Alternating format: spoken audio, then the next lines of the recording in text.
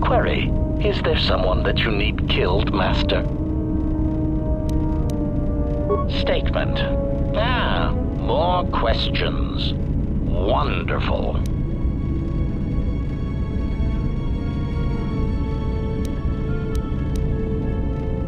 Statement. Master, that is a question that has an extremely complicated answer. You see, I do not believe my master knew who he was most of the time, which led to some confusing situations that could have otherwise been avoided.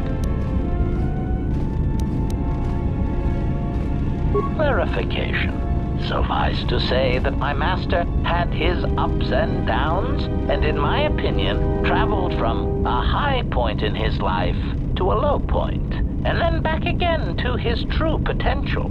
He developed qualities such as mercy, compassion, and even love for others. It was really rather revolting. Still, my master had some remarkably efficient droid-like qualities which I admired. He, too, suffered memory problems, as I did.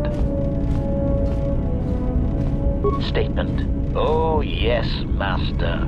As indicated upon my reassembly, my central control cluster is damaged, making recalling my previously stored assassination protocols difficult.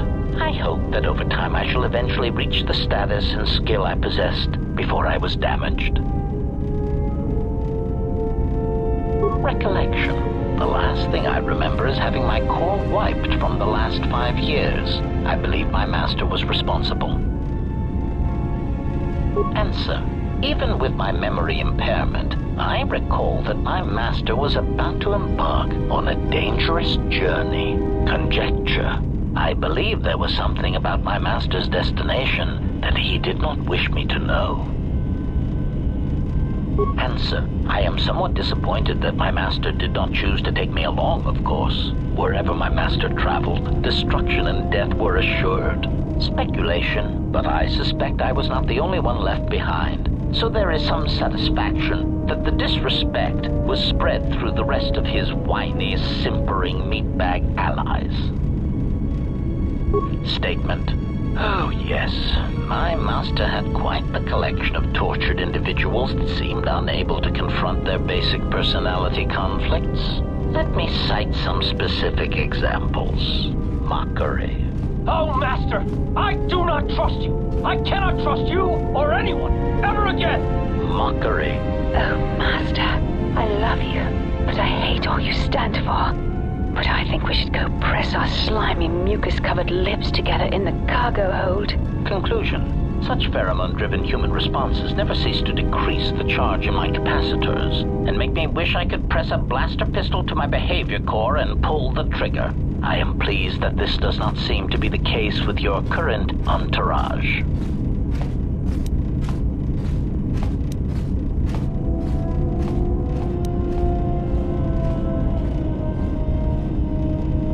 Statement. Yes, well, enough of that painful stroll through what remains of my memories. Was there something else you wish to know? Statement. Master, before you go, I had a question for you.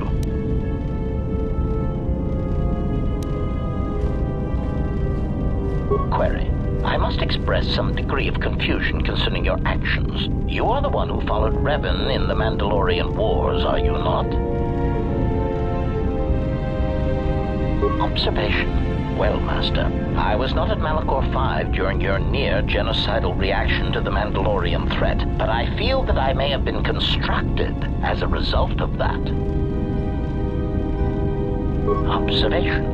I believe that Revan determined that mass slaughter on such a scale may no longer be needed to achieve his aims. So perhaps you are responsible for my creation. Answer. Oh, please, Master.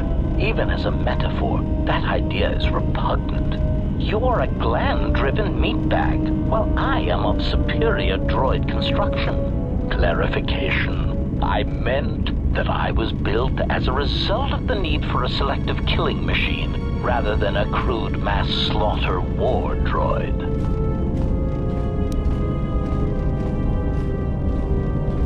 Answer: no, Master. I was constructed shortly after the beginning of the Jedi Civil War.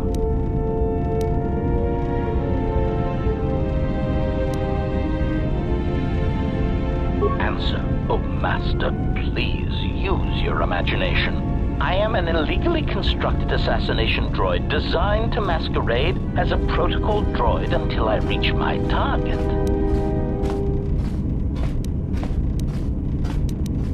Answer: well, Master, unless you were operating on my central control cluster, I would be somewhat hesitant to discuss my targets, but I suppose it could do no harm. During the Jedi Civil War, I was responsible for certain strategic targets.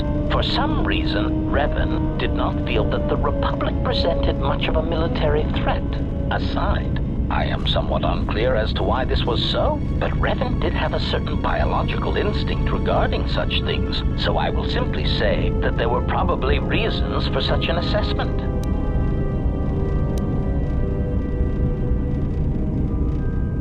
Answer: Revan felt the true war was against the Jedi. Observation: it was not something discussed with much of the others, but I think Revan recognized that a single Jedi, both in the past and in the present, could turn the tide of a conflict. So my targets were frequently Jedi, or someone close to a Jedi that could result in their corruption or collapse. Revan often assigned me to kill leaders or supporters of certain Jedi so as to erode their will. Answer: Revan saw the pressures of war on Dxun and knew that even in the heat of conflict, Jedi could be broken, not physically, but psychologically. Observation: it is a curious thing to assassinate and wound someone's personality, to assassinate them psychologically, and it took me some time to reconcile the acts. I am much more used to their direct approach. Still, I served well and killed many Jedi.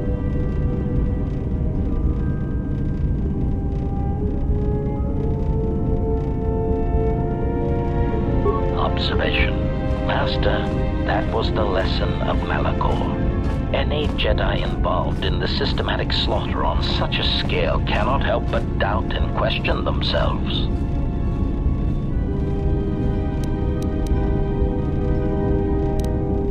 Observation: Master, I do not believe that the Mandalorians were the true target at Malachor. I believe that the intention was to destroy the Jedi, break their will, and make them loyal to Revan. I do not know if you examined the records of the deaths on Malachor, but you cannot escape that many of the Jedi and Republic soldiers who died were not Revan's strongest supporters. Observation: I believe that Revan was cleaning house at Malachor 5. What ones did not die became Revan's allies against the Republic.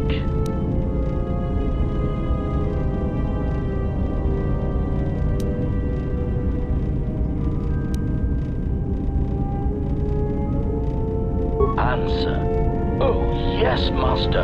I hope none of them were friends of yours, but really, they had it coming. I do not know when the Jedi ceased to be adherents to their code, but many did not tread cautiously, and many were quite arrogant when facing a droid, as if we were somehow beneath them. It gave certain kills and added pleasure when being underestimated.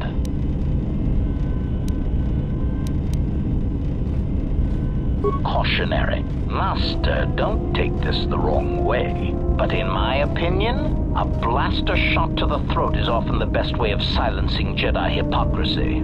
I have found many Jedi to be arrogant practitioners of pacifism when it is convenient for them. Also, their tendency to never directly answer a question is rather annoying.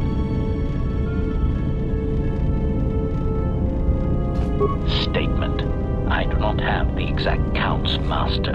Since it is difficult to determine who was a Jedi and who was not, it seemed to be largely a matter of perspective. I did kill many soldiers who used techniques in combat that could make them be considered Jedi, although they call themselves Sith.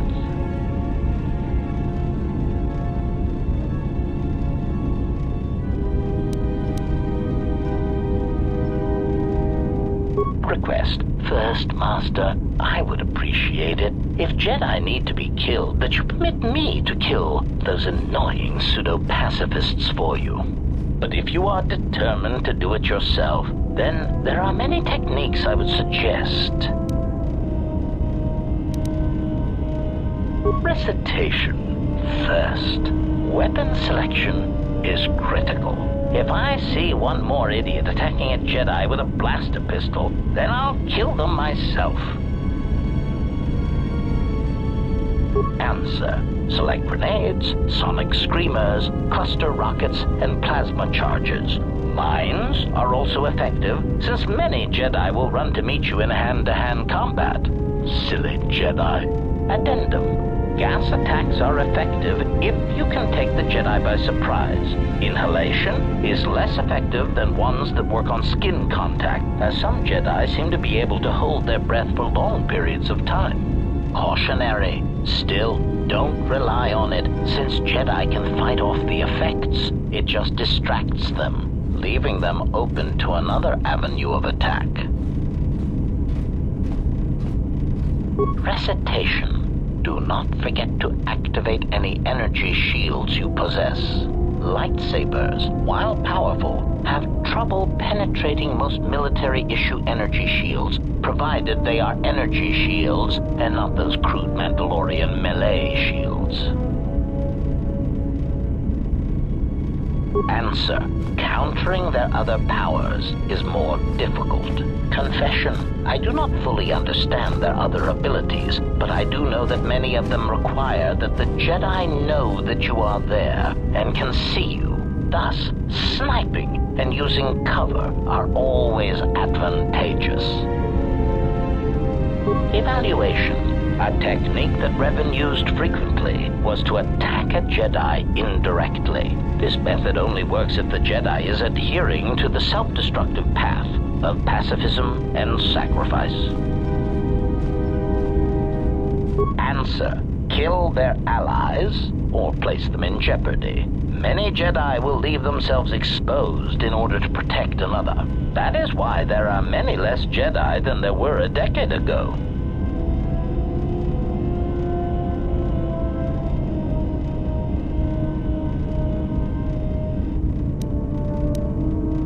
Cautionary. Oh no, Master. In fact, that is the worst thing you can do. Explanation. Statistically, over-planning the assassination of a Jedi seems to backfire. Extrapolation. There are many theorists who claim Jedi can see the future, and I do not know if that is true, but it seems impulsive acts are more common to succeed than planned incidents.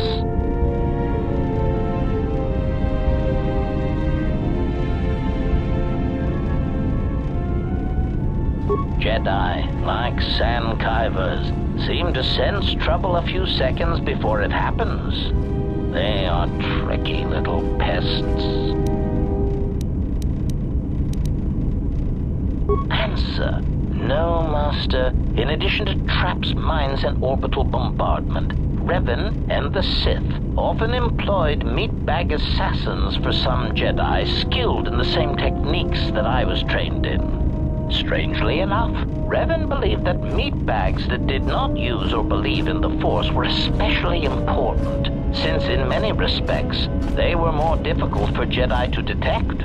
Revan had many of them trained to hide their minds, as it were. Again, once these techniques were learned, the percentage of living Jedi began to decrease accordingly. Answer. Generally, this was done by broadcasting strong emotions while thinking about something else. It was a curious technique, but it seemed to be effective in blinding Jedi. Whether guilt, lust, fear, they act as mental interference, making finding the true intentions of the broadcasting meatbag difficult.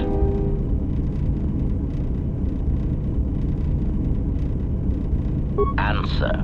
Obviously, a Force-sensitive broadcasting such emotions puts themselves at a risk of not using the Force properly, since to use it seems to require an inner calm that most meatbags do not possess.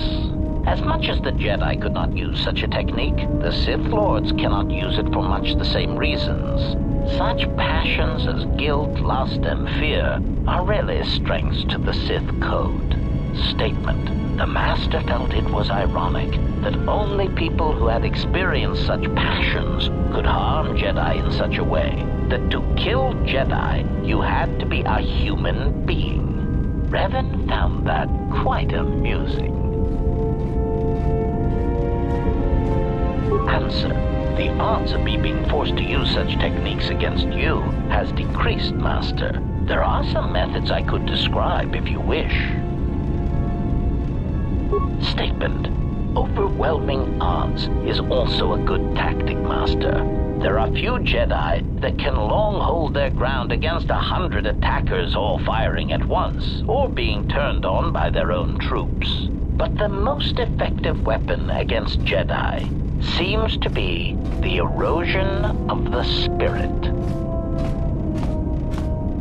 Answer.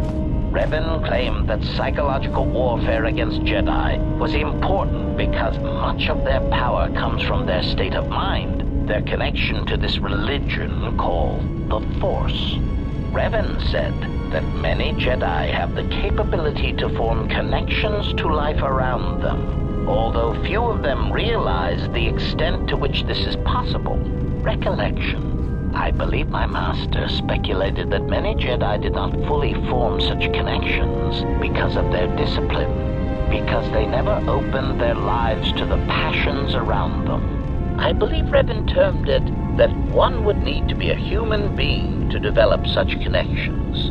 It is something that the Jedi Code could not teach. One simply knew it instinctively or not. Observation. Master, I am somewhat surprised that I need to explain this to you at all, considering your past with Revan. Answer. Why, he said you had such capability, Master, but it would be your downfall. To tie so much of yourself into others, if they suffer or die, then you would die as well. Observation. I think Revan pitied you, Master. It was very insulting, if I may say so. Clarification. Whatever it is called, Master, it seems to be quite a vulnerability. Revan even admitted as such. When a Jedi or any soldier suffers doubt, it weakens them. With the Jedi, however, it is more pronounced, since they are extreme examples. That is why Revan felt that Malachor 5 was so important. It was intended to be a conversion tool. Assessment. When faced with a continuous series of hard-fought battles, I detected a significant statistical increase in Jedi following Revan over the Jedi Code, a compromise in principles brought about by battlefield conditions. The emotional weight of war changed Jedi morale, power, and eventually their allegiance. Conclusion. I believe the Mandalorian Wars were to beat the Mandalorians, and also to allow Revan to build the foundation of his army.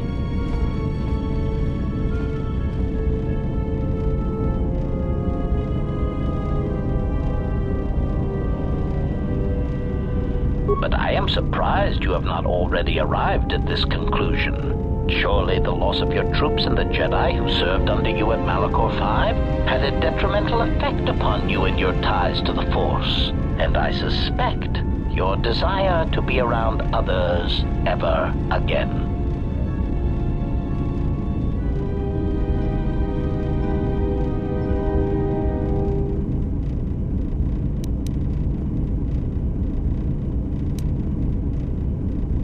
Statement. Yes, Master. I must confess, I enjoy it when you are so authoritative and dismissive toward me. It bodes well for your treatment of our enemies.